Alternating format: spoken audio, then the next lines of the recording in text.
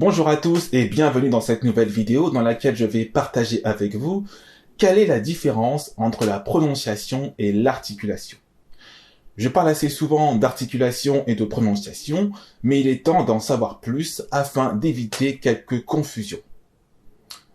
La prononciation et l'articulation sont deux termes souvent utilisés dans le contexte de la parole. Bien que ces deux termes soient étroitement liés, ils ont des significations différentes et c'est ce qu'on va voir ensemble dans cette vidéo. Si vous ne me connaissez pas encore, je m'appelle Cyril Delio, coach en prise de parole en public pour les personnes qui ont tendance à bégayer et qui désirent être plus éloquentes en public. Si vous êtes nouveau sur ma chaîne YouTube, je vous invite dès maintenant à vous abonner à ma chaîne afin de rejoindre plusieurs milliers de personnes désireuses d'être plus éloquentes en public.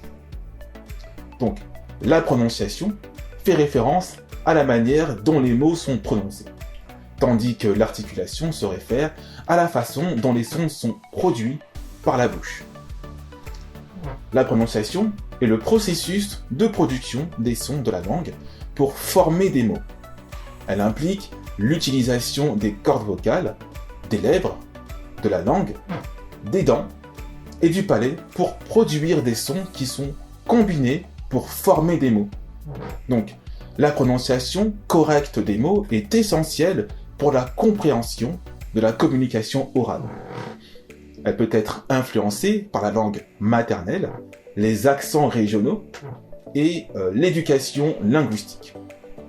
Donc, la prononciation correcte des mots peut être apprise et améliorée grâce à des exercices de prononciation, l'écoute et la pratique.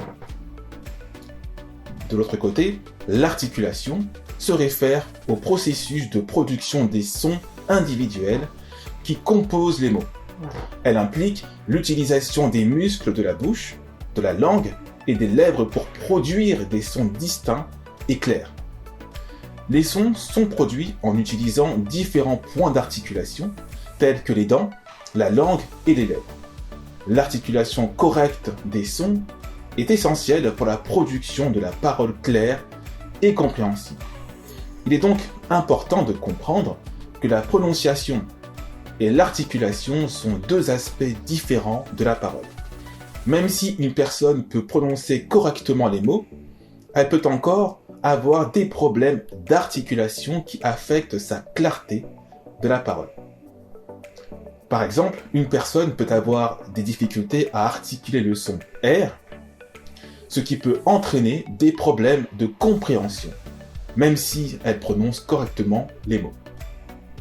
Des problèmes d'articulation peuvent être causés par des troubles physiques, tels que des malformations de la bouche ou de la langue, mais aussi des blessures, des maladies ou des problèmes neurologiques. Ils peuvent également être causés par des troubles de la parole, tels que le bégaiement, qui peuvent affecter la production de sons clairs et précis.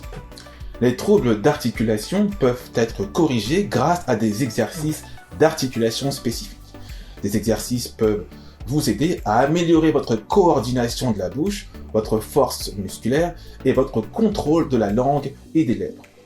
En utilisant des exercices de renforcement de la bouche et de la langue, ainsi que des exercices de pratique de la parole, vous pouvez améliorer votre articulation et votre clarté de parole. En somme, la prononciation et l'articulation sont deux aspects importants de la parole. La prononciation fait référence à la manière dont les mots sont prononcés, tandis que l'articulation se réfère à la façon dont les sons sont produits par la bouche. Bien que liés, ces deux aspects peuvent présenter des difficultés distinctes et nécessitent des approches spécifiques pour être améliorés.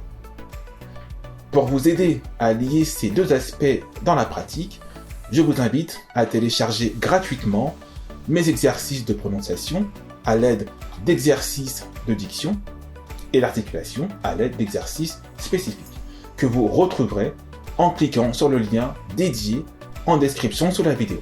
On arrive à la fin de cette vidéo. Si vous avez aimé la vidéo, je vous invite à aimer cette vidéo et de vous abonner à ma chaîne YouTube pour être au courant de toutes mes prochaines vidéos.